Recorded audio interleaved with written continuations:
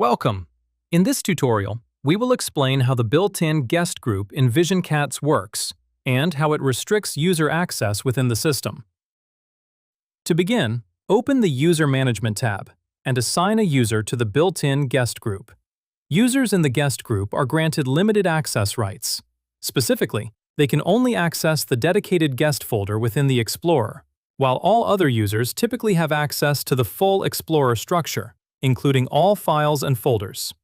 The guest folder is automatically created at the root level of the Explorer as soon as guest permissions are assigned to at least one user.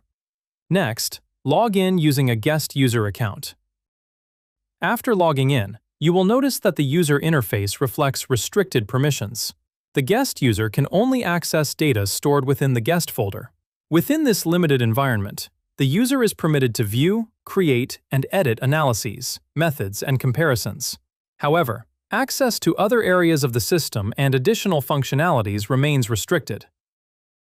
The built-in guest group provides a controlled environment for limited access, ensuring that sensitive data and system areas remain protected, while still enabling essential functionality. Thank you for watching this visionCATS tutorial video.